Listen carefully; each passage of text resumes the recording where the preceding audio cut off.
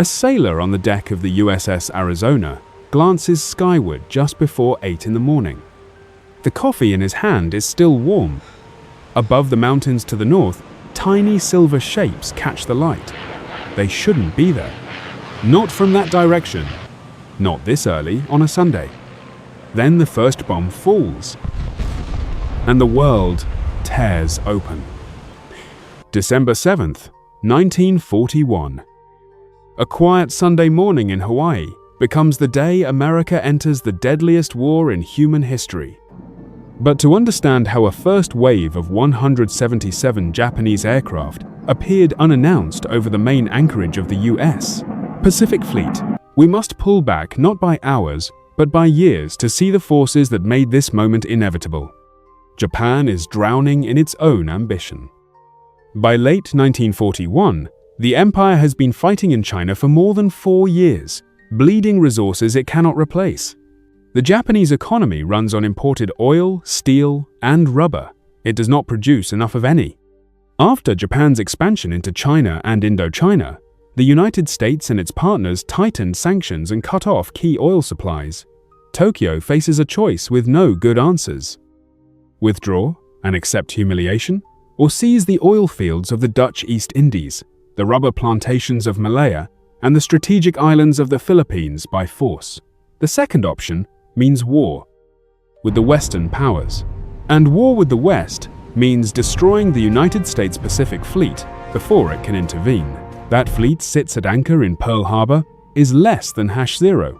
3# is greater than on the Hawaiian island of Oahu, roughly 2,000 miles west of California. It is a staggering concentration of firepower. 8 battleships moored in tight formation, dozens of cruisers and destroyers, hundreds of aircraft lined up at nearby airfields. 3 aircraft carriers, Enterprise, Lexington, and Saratoga, are assigned to the Pacific Fleet. But on this particular morning, all 3 are at sea on separate operations. They are not in the harbor. They will not be touched. Admiral Isoroku Yamamoto, commander of the Imperial Japanese Navy's combined fleet, knows Japan cannot win a long war against American industry. But he believes Japan can buy time with a single, crippling blow. If the battleships can be knocked out in one stroke, Japan will have months, perhaps a year, to fortify a defensive perimeter across the Pacific. His plan is audacious. His weapon is surprise. On the 26th of November, 67 warships slip out of Hitokapu Bay in the bleak Kuril Islands and turn east into the empty North Pacific. The force is called Kido Butai, the Mobile Strike Force. At its core are 6 aircraft carriers: Akagi, Kaga, Soryu, Hiryu, Shokaku, and Zuikaku. Escorting them are battleships, heavy cruisers, destroyers, and supply tankers. For 12 days, the fleet crosses 3,500 miles of open ocean under absolute radio silence. No transmissions. No lights after dark. Navigation by stars and visual signal. The fleet moves like a ghost. Back in Hawaii, life follows its weekend rhythms. Saturday night, the 6th of December, sailors on liberty crowd the bars and dance halls of Honolulu. Others stay aboard, writing letters, playing cards, tuning into music on the radio. There is tension in the air, everyone knows. Negotiations with Japan are going badly, but no one in Hawaii expects war to arrive at dawn. The base is on alert for sabotage, not attack. American aircraft at Hickam Field, Wheeler Field, and Bellows Field are parked in tight rows, wingtip to wingtip, arranged to make them easier to guard. It is a defensive posture designed for the wrong threat. Sunday morning begins in stillness. Reveille sounds, breakfast is served in the mess halls. Some men head to chapel, others plan a day of shore leave, beach time, rest. The sky over Oahu is soft and cloudless, the kind of morning that makes the idea of war feel distant and abstract. Aboard the battleships moored along the southeast side of Ford Island, a formation the sailors call Battleship Row deck, crews go about routine tasks: paint, inspection, coffee. The harbor is calm. 200 miles to the north, Kido Butai has reached its launch point. Just after 6 in the morning, the first wave begins. 177 aircraft liftoff, the carrier decks in the pre-dawn light, torpedo bombers armed with modified aerial torpedoes, high-level bombers carrying armor-piercing bombs converted from naval shells, dive bombers loaded with general-purpose explosives, and fighters to suppress any resistance. Commander Mitsuo Fuchida leads the formation. The plan is surgical, is less than #0. 25 is greater than cripple the battleships, destroy the airfields, shatter American air power before it can respond. A second wave of 167 aircraft will follow, but the strike is not entirely unheard. Hours before dawn, the minesweeper USS Condor spots a periscope near the harbor entrance. It radios a sighting report. Just before 7, the destroyer USS Ward is summoned to investigate. At 45 minutes past 6, Ward closes on a submerged contact, one of 5 Japanese midget submarines, trying to slip into the harbor ahead of the air attack. Ward opens fire. The first shot misses. The second punches through the submarine's conning tower at a range of 560 yards. The sub sinks. Ward sends a report up the chain. It is received, noted. But no general alarm is sounded. Minutes later, 2 Army privates, operating a mobile radar station at Opener Point on the northern tip of Oahu, pick up a large formation of aircraft inbound from the north, 137 miles out and closing fast. They call the sighting in to the information center. The duty officer on the other end of the line dismisses it. A flight of B-17 bombers is expected in from the mainland that morning. He assumes that's what the radar has detected. He tells the operators not to worry. The warning dies. Fuchida's formation comes in low over the central mountains. Just before 8, they cross the ridge and the entire southern coast of Oahu unfolds beneath them. Pearl Harbor gleams in the morning sun. Battleships lined up in pairs, cruisers and destroyers at their moorings, airfields visible and undefended, everything exactly where reconnaissance said it would be. Fuchida radios back to the carriers. Tora, Tora, Tora, Tiger. The ancient code for total surprise. Not long after, the first bombs hit Wheeler Field. Hangars explode. Parked fighters erupt in flames. Seconds later, torpedo bombers roar in low across the water toward Battleship Row, flying so close to the surface that their propellers leave wakes. Men on deck freeze. Some think it's a drill. Then they see the red circle on the wings, and confusion becomes terror. The first torpedo slams into the USS Oklahoma, then another, and another. Within minutes, the harbor is chaos. Explosions ripple along Battleship Row. Fires erupt aboard half a dozen ships. Thick black smoke climbs into the tropical sky. Men sprint to their battle stations, many barefoot, some still in underwear. Anti-aircraft guns sit unmanned. Ammunition lockers are locked. No one gave the order to load weapons or prepare for combat. The Japanese have rehearsed this attack for months. The Americans are inventing their response in real time. Before anyone can process it, a single armor-piercing bomb, 800 kilograms, a converted battleship shell falls toward the USS Arizona. It punches through the forward deck and detonates deep inside the ship, in or near the forward magazine. The explosion is catastrophic. Arizona lifts out of the water, her hull buckling, and settles back onto the harbor floor in less than 9 minutes. 1,177 men die almost instantly. Burning fuel oil spreads across the water. The shockwave rattles windows miles away. The USS Oklahoma, pounded by 8 torpedoes in rapid succession, begins to roll. Men below decks scramble for hatches as the ship capsizes. Some make it, most do not. Rescue crews will spend days cutting through the overturned hull, pulling out survivors and recovering the dead. 429 men are lost. The West Virginia takes 6 torpedoes and 2 bombs. The California takes 2 torpedoes and begins to settle. Both ships sink at their moorings. The USS Nevada, remarkably, manages to get underway. She is the only battleship to move during the attack, steaming toward the harbor entrance even as bombs fall around her. It is a defiant gesture, in the middle of catastrophe, but she is badly damaged, fires raging on her decks, and to prevent her from sinking in the narrow channel and blocking the harbor, she is deliberately run aground at Hospital Point. A handful of American pilots managed to get airborne. Second Lieutenants George Welch and Kenneth Taylor race from an all-night party to a fighter strip, take off under fire, and tear into the Japanese formation. Welch shoots down 4 enemy aircraft. Taylor gets 2. It is a fraction of the attacking force, but it is something. Across Oahu, airfields burn. At Hickam, rows of parked bombers are shredded by strafing runs. 188 American aircraft are destroyed, most of them on the ground. Just before 9 is less than #0. 25# is greater than the second wave arrives. 167 more Japanese aircraft sweep over the harbor. By now, American gunners have found their weapons. Anti-aircraft fire fills the sky. The second wave meets stiffer resistance, but the destruction continues. Dive bombers hit the dry docks and the Navy Yard.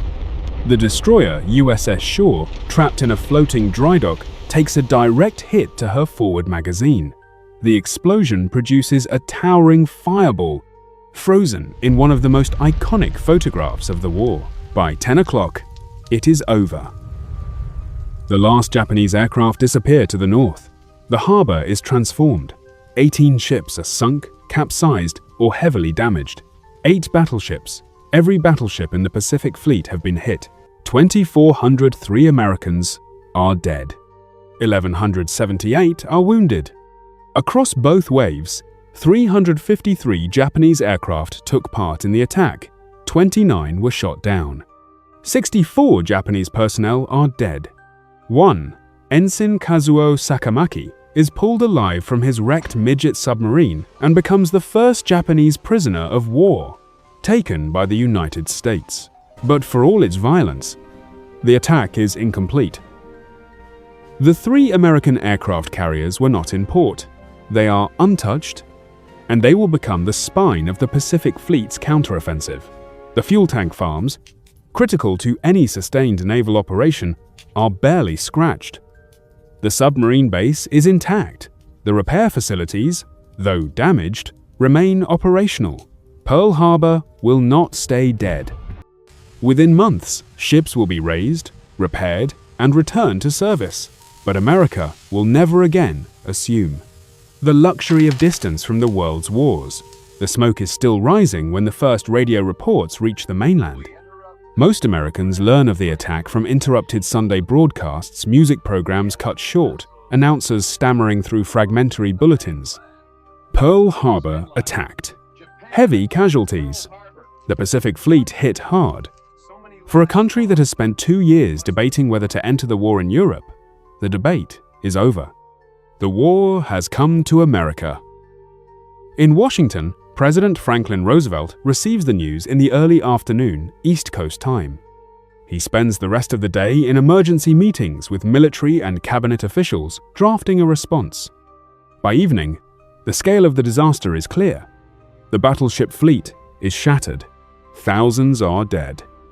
The Japanese have launched a coordinated offensive across the Pacific, striking the Philippines, Guam, Wake Island, Malaya. It is a calculated campaign designed to seize an empire in a matter of weeks. The following day, December 8th, Roosevelt addresses a joint session of Congress. Yesterday, December 7th, 1941, a date which will live in infamy. The United States of America was suddenly and deliberately attacked by naval and air forces of the Empire of Japan. The United States was at peace with that nation, and at the solicitation of Japan, was still in conversation with its government and its emperor, looking toward the maintenance of peace in the Pacific. His speech is brief and deliberate. Yesterday, December 7th, 1941, a date which will live in infamy, the United States of America, was suddenly and deliberately attacked by naval and air forces of the Empire of Japan. He asks Congress for a declaration of war. The vote is swift and nearly unanimous. In the House of Representatives, 388 vote in favor, 1 against. In the Senate, 82-0. America is at war. 3 days later, on December 11th, Germany and Italy declare war on the United States. Adolf Hitler and Benito Mussolini make the decision for their own strategic reasons, dragging America fully into the European conflict. What began as a surprise attack in the Pacific becomes a global war on 2 fronts. American industry mobilizes. Factories that built cars begin building tanks. Shipyards work around the clock. Millions of men register for the draft. The attack on Pearl Harbor, intended to paralyze America, becomes the catalyst for total war. But in the immediate aftermath, the focus is on survival and recovery. At Pearl Harbor, the work of salvage begins even as the last fires burn. Divers descend into the submerged wrecks, searching for survivors and recovering the dead. The USS West Virginia and USS California, both sunk at their moorings, are pumped out, refloated, and sent to the mainland for reconstruction. The USS Nevada, beached and battered, is patched up and returned to service after repairs. The USS Oklahoma, capsized and damaged beyond practical recovery as a warship, is eventually righted but never recommissioned. The loss becomes a grim reminder of what was taken that morning. The USS Arizona remains where she fell. 1,177 men are entombed within her. She will never be raised. In time, a memorial will be built above the wreck, a place of pilgrimage and remembrance. Decades later, forensic teams will use advanced DNA analysis to identify remains from other ships. In 2021, the Defense POW MIA accounting agency completes the identification of 355 sailors from the USS Oklahoma, closing a chapter that had remained open for 80 years. The question that haunts the nation in the weeks and months after the attack is simple and terrible. How did this happen? How did one of the most powerful fleets in the Pacific get caught defenseless on a Sunday morning? Investigations begin almost immediately and continue throughout and after the war.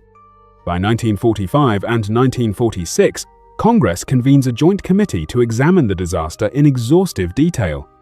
The hearings last months. Witnesses testify. Documents are declassified.